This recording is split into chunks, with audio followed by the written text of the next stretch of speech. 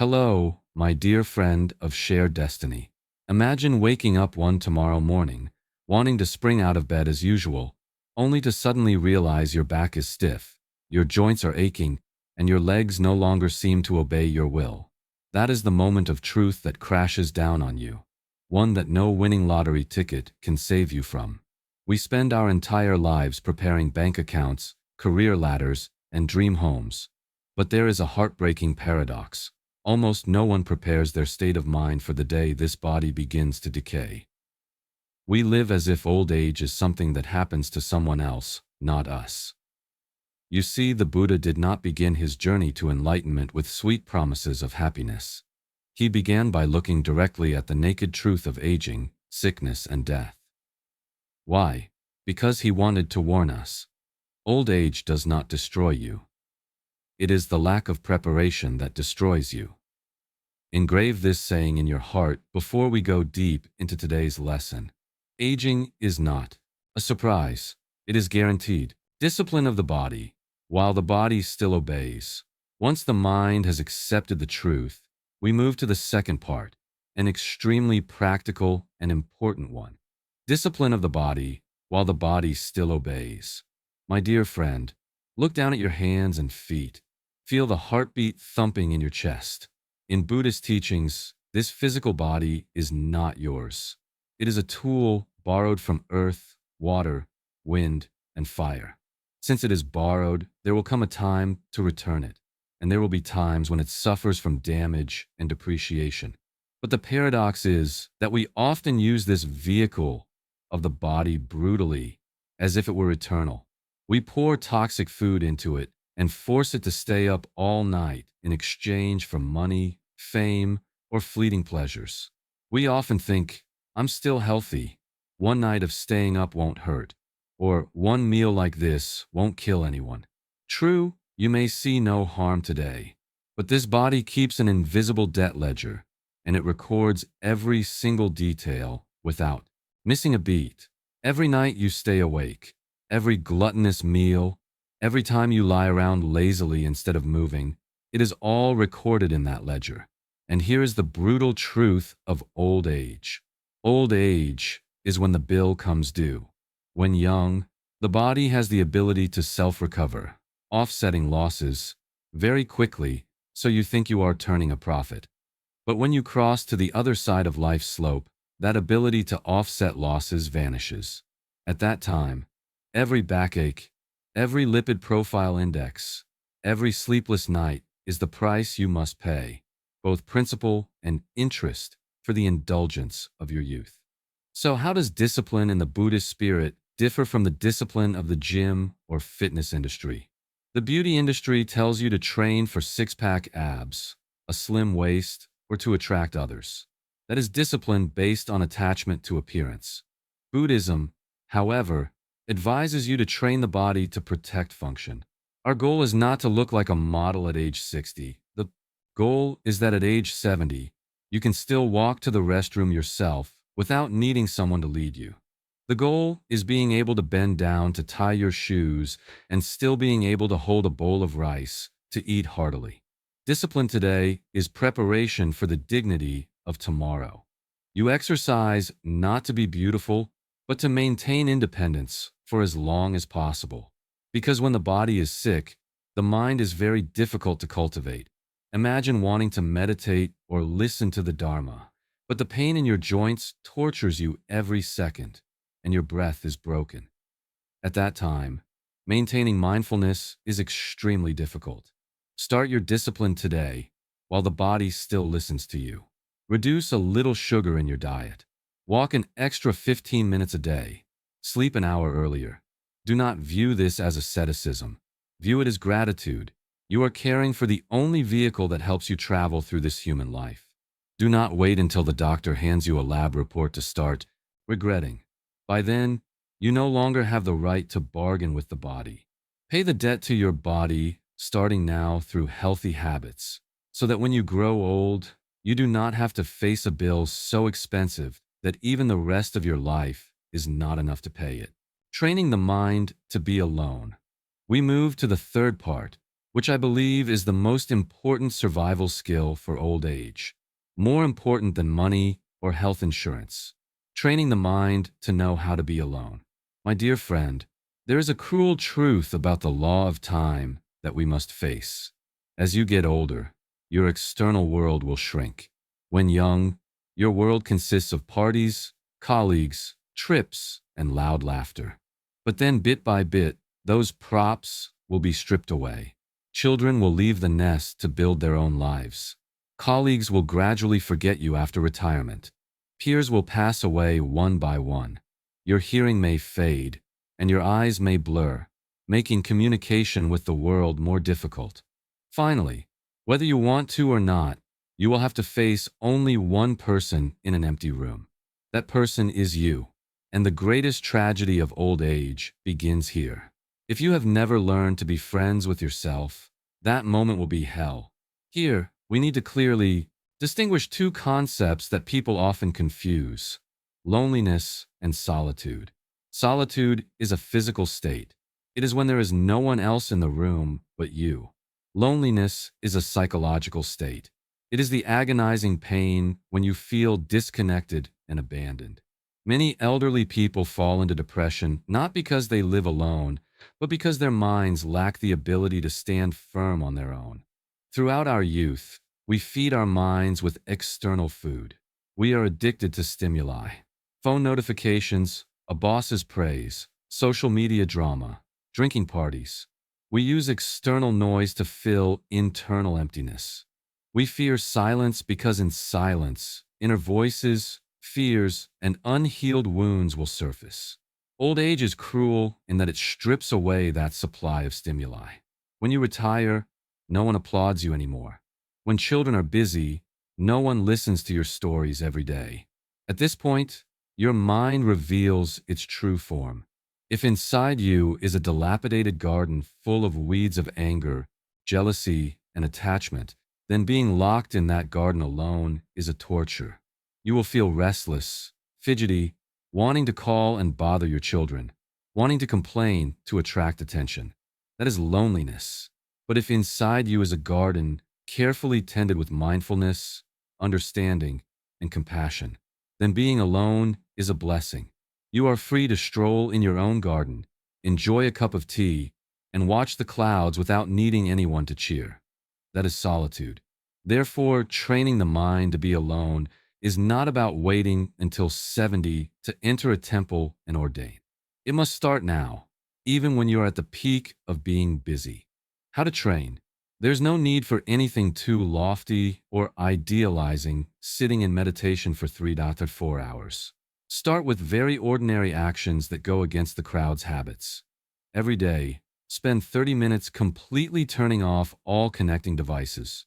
No phone, no TV, no books or newspapers, no music. Just sit there. You can drink a cup of tea. You can look out the window, or simply sit still. Initially, you will feel very uncomfortable. Your mind will scream, "So boring. Do something. What a waste of time." That is the addiction speaking. Observe it. Get used to that boredom. Practice facing the messy thoughts in your head without reaching for your phone to escape. The Buddha taught, "Be a lamp unto yourself. Take refuge in the island of self." The island of self is the mind that has been trained to dwell in the present. When you master the skill, you will no longer be an emotional burden to your children and grandchildren. An elderly person who knows how to be alone is one with a noble aura. They don't sit by the door waiting for children to visit to be happy. They don't feel self-pity when their family is busy. They have inner joy. They read a page of a book and feel happy. They water a plant and feel at peace. They look at a patch of afternoon sunlight and feel complete. You must understand, happiness based on others is borrowed happiness. If the joy of old age depends on whether children are obedient, whether they visit, or whether neighbors come over, then you are handing the key to your happiness to someone else, and you will surely suffer, because others always change.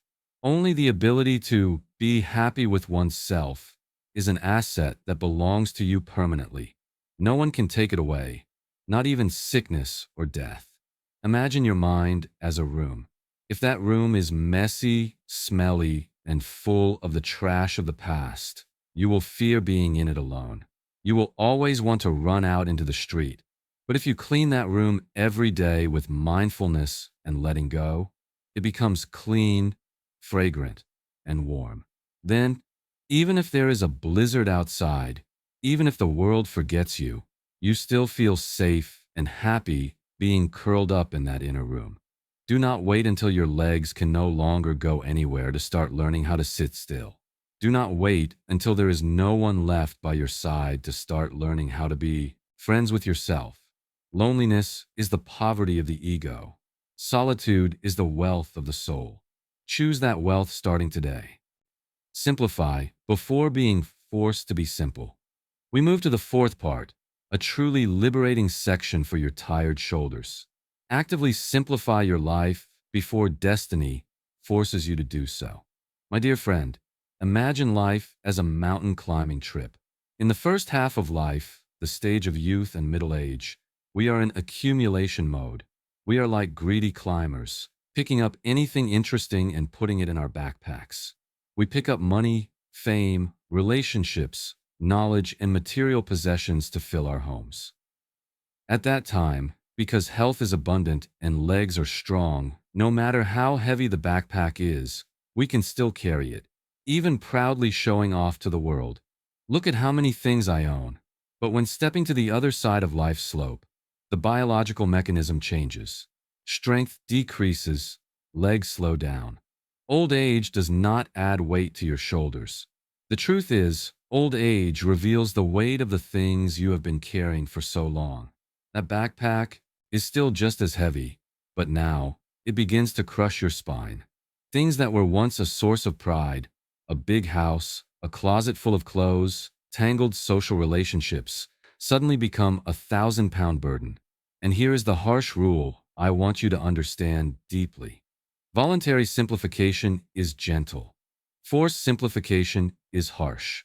If you actively let go, it is a gift, an act of charity, a liberation. You feel light and free. But if you stubbornly hold on, only for a serious illness, a financial crisis, or death to come and snatch everything from your hands, then you will feel deprived, suffering a painful loss. What do we need to simplify starting now? Let us review the 4 most important luggage compartments together. First, the material burden. Look around your home. How many items have been sitting still in storage for the past 5 years without you touching them? How many clothes are in the closet that you think you'll save for when you're thin again? How many expensive sets of dishes did you buy just to display for guests? When old, your energy is very precious. Do not waste it cleaning, maintaining, and fearing the loss of inanimate objects. A happy elderly person's home is a home with plenty of empty space for energy to circulate, not a warehouse for souvenirs. Start giving things away. Purify your living space. Do not leave a house full of junk for your children after you depart. Let your departure be as neat as a light breeze.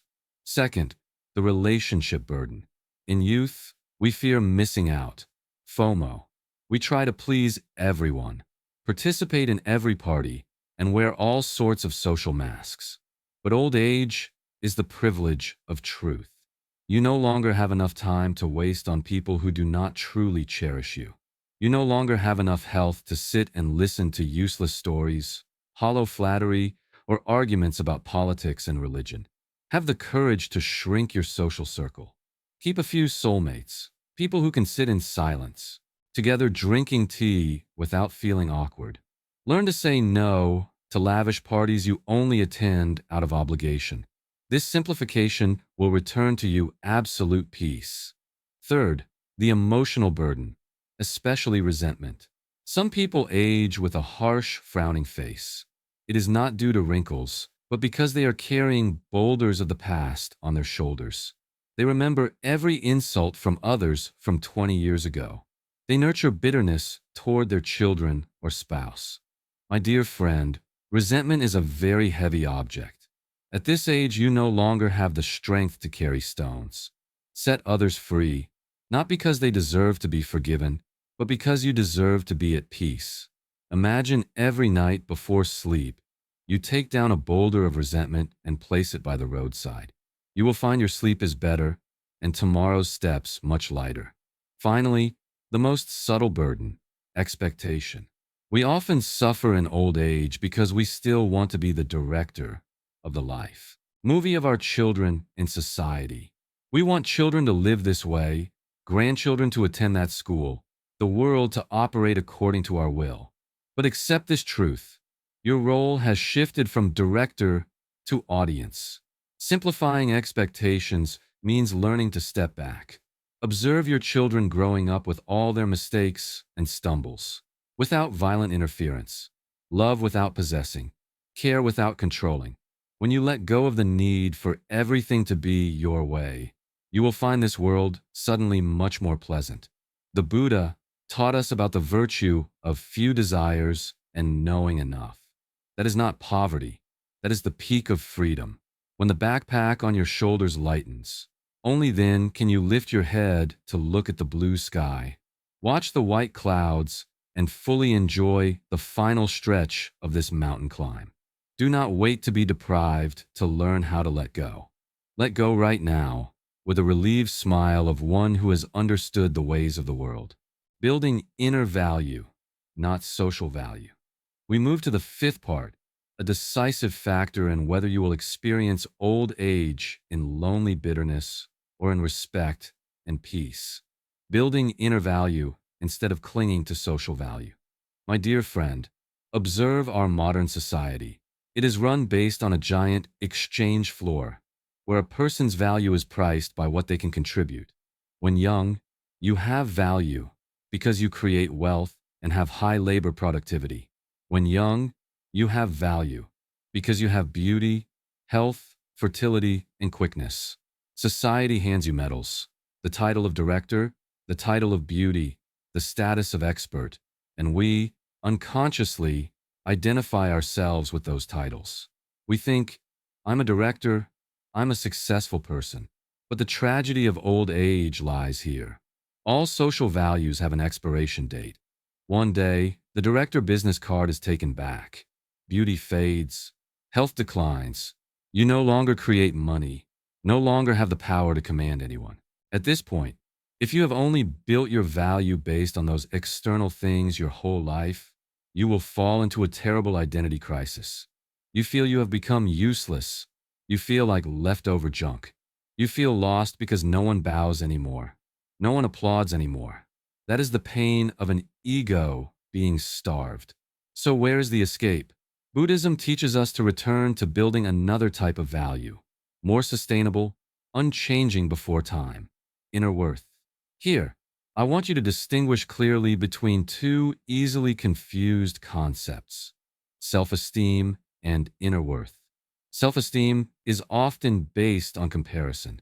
You feel you have value because you are better than others, richer than the neighbor, or your child is more successful than theirs. This self-esteem is very fragile because in old age, you will fall behind the younger generation in every aspect. When comparison fails, self-esteem collapses. Conversely, inner worth in the original Buddhist spirit is not based on comparison. It is based on virtue. It is the firm belief that I have value, not because of how much money I make, but because I am a kind, truthful, and compassionate human being. When old age takes away your stature and status, it hands you the opportunity to polish the gems that youth often neglects. These are ethics, sila, composure, samadhi, and compassion, pana. Imagine a great ancient tree.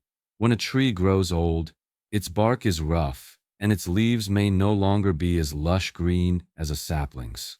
It no longer grows taller to compete for sunlight, but its roots strike deep into the earth, steadfast against all storms, and most importantly, it spreads a vast shade to protect all creatures. An elderly person with inner value is just like that great tree. They are no longer useful in the sense of earning money, but their presence is a gift to their children and grandchildren. Inner value of old age lies in integrity.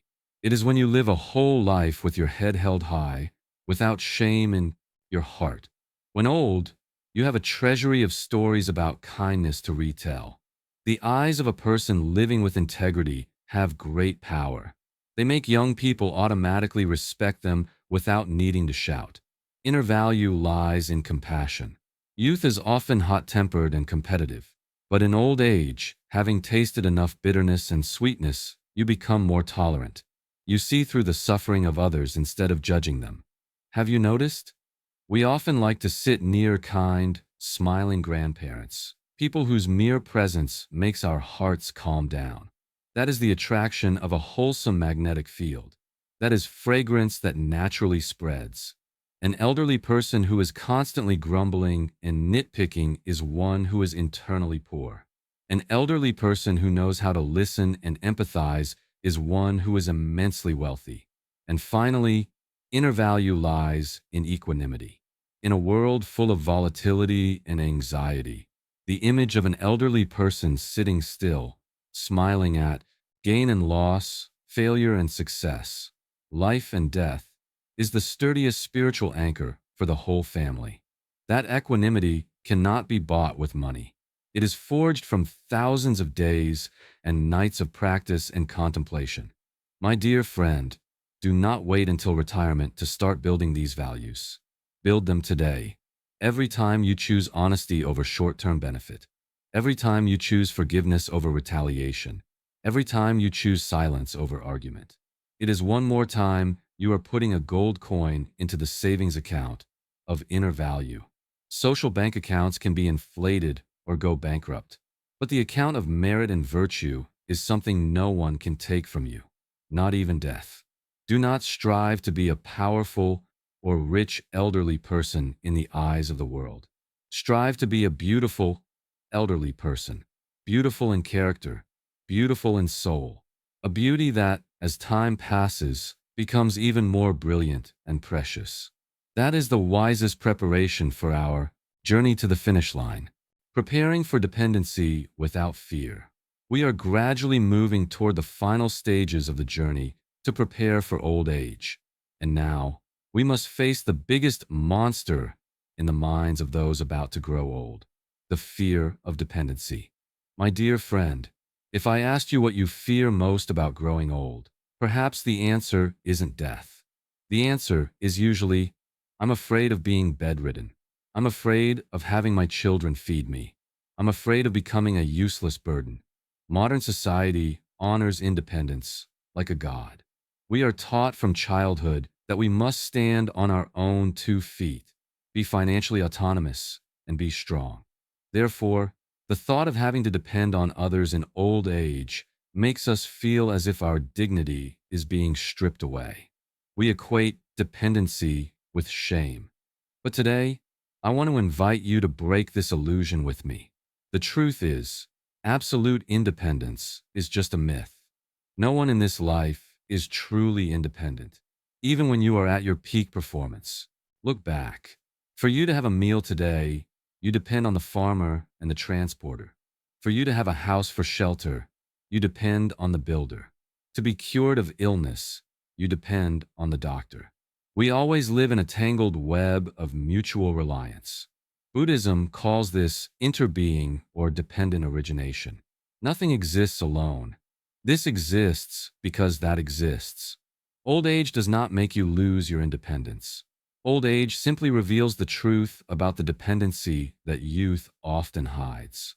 When you were a baby, you were completely dependent on your parents to be fed, bathed, and changed. You received that care naturally, without any complex. So why, when old age brings the circle of life back to that point, do you feel miserable? The problem doesn't lie in weak legs or trembling hands. The problem lies in your ego. The ego craves power and control. When having to reach out for someone else to lead the way, the ego feels wounded. It screams, I used to be the pillar of the family. How did I end up like this? It is that resistance, not the dependency, that makes you lose your dignity. So how do we prepare for dependency without fear? It is by learning the art of receiving. Our whole lives, we have learned to give. Now is the time to learn the harder lesson, learning to receive with gratitude and grace. There are two types of elderly people when falling into sickness and dependency. The first type is the bitter elder. Due to the complex of being useless, they become difficult, demanding, and torment their children. When a child brings a bowl of porridge, they grumble. Why just now? This tastes terrible. Inside that grumbling is fear and helplessness. They use anger to hide weakness. As a result, they truly become an emotional burden, making caregivers feel tired and want to stay away. The second type is the practicing elder. They understand the law of impermanence.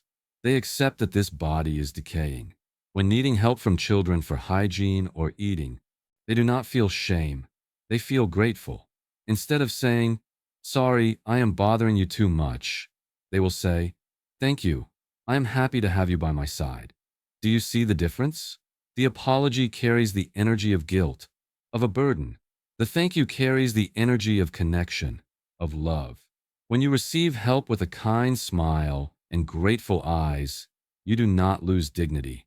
On the contrary, you are giving the caregiver an opportunity to practice filial piety and compassion.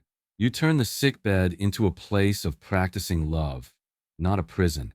A person's dignity does not lie in whether they can go to the restroom themselves.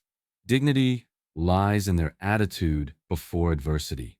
Look at Zen masters or true practitioners in old age. Some are bedridden, but no one dares say they are a burden. Because their minds are still bright, their eyes are still compassionate, and their presence still radiates peace. They are still the spiritual support for disciples even though their physical bodies need someone to lift them. To prepare for this, starting now, practice letting go of the habit of wanting to do everything myself. Occasionally, allow others to help you with small things. When your child wants to carry things for you, let them and smile with thanks. Do not compete. When tired, admit you are tired and ask for support.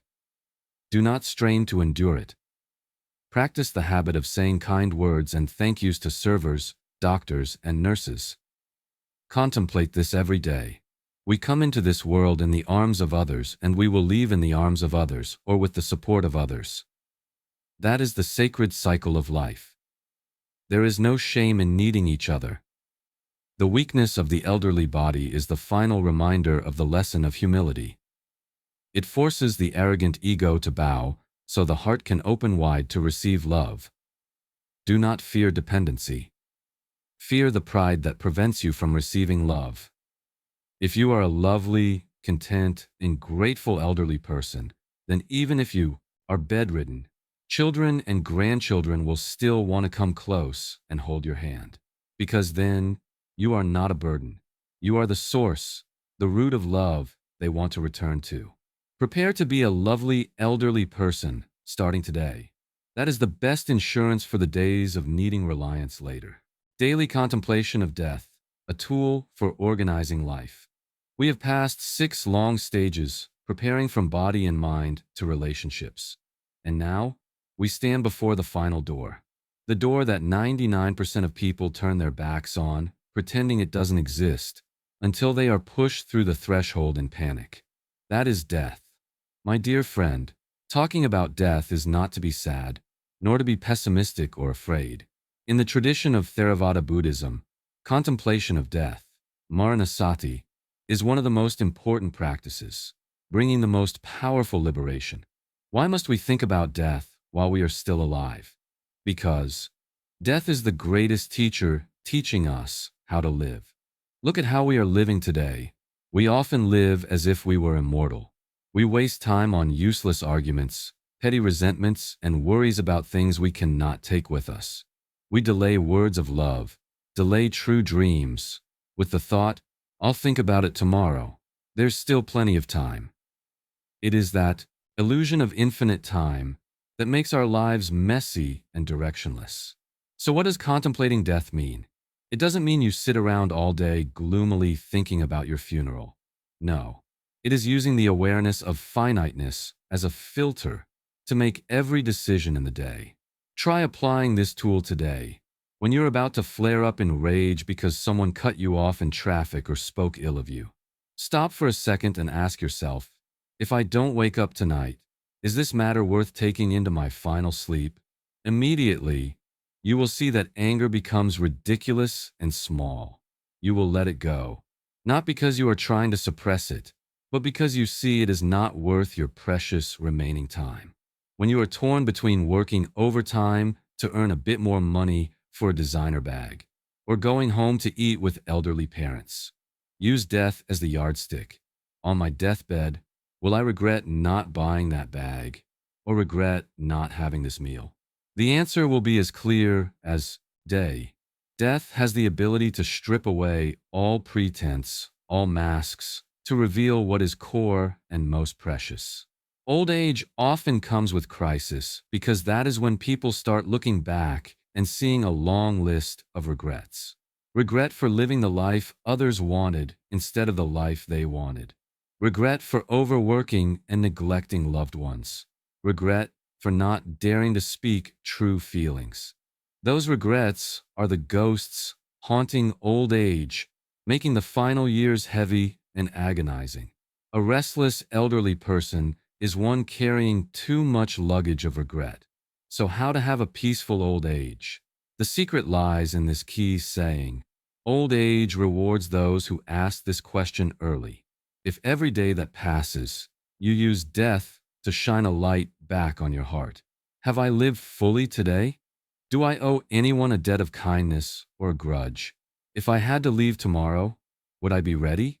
When you continuously ask and answer those questions, you are cleaning up your soul every day. You do not let regret accumulate. You resolve conflicts as soon as they sprout. You speak words of love while you still can. You live truthfully with yourself every moment. The person who practices contemplation of death is the one who lives most brilliantly. They look at a flower blooming and see it as wonderfully beautiful because they know tomorrow it will wither. They drink a cup of tea and fully sense the flavor because they know this could be the last cup. They look at their spouse and feel immense appreciation because they know this shared destiny could end at any time. The awareness of death does not make life gloomy or gray. On the contrary, it makes life high definition and vibrantly colorful. It blows away the dust of indifference and boring habit. When you prepare luggage for a long trip, you consider very carefully what to bring and what to leave behind. Old age is the stage of preparing for the longest trip of a human life. Use death to screen your luggage starting now. Material. Things, just enough to use. Fame. Win through the clouds. Love and kindness. Bring as much as possible. Attachment and hatred. Discard immediately. Do not wait until the doctor shakes their head to start learning how to let go. That is usually too late, and letting go then is full of the pain of being deprived. Practice letting go daily. Let go of right and wrong opinions. Let go of the need for control. Let go of the arrogant ego. Practice dying in every in and out breath. Every night you go to sleep, view it as a small death. Forgive everyone. Cast off all the burdens of today, so that if you wake up tomorrow morning, it is a new life, fresh and pure. And if you do not wake up, you have departed with a light soul, free of entanglements. That is the ultimate preparation. When you have become acquainted with the friend death every day, then when old age comes, you will welcome it like an old acquaintance. You will not panic at aging. You will not despair at illness, because you understand this is the inevitable law. You have lived fully already, and you no longer owe this life anything. At that point, death is not a tragic end. It is like the sun setting behind the mountain after a brilliantly sunny day. A beautiful, peaceful, and majestic ending. Have the courage to look directly at this truth. Do not run away anymore. Because only when you accept death do you truly begin to live.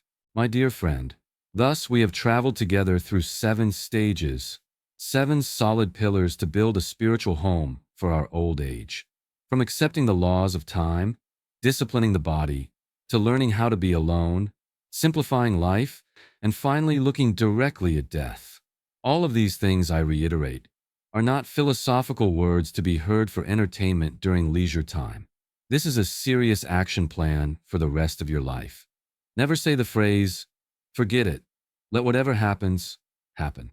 Let whatever happens, happen is the mantra of irresponsibility toward oneself. A peaceful, lucid, and respected old age never naturally falls from the sky. It is the sweet fruit crystallized from the seeds of preparation, discipline, and cultivation that you sow starting today.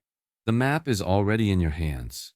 You can choose to continue living hurriedly, forgetting, and allowing the currents of life to push you toward the abyss of an old age crisis. Or you can choose to stop, begin, cleaning the garden of consciousness. Start exercising the body and mind, and begin letting go of redundant luggage. The right to choose belongs entirely to you. I wish for you to have enough courage to begin. May your old age not be a cold and lonely winter, but a brilliant, profound, and peaceful golden autumn.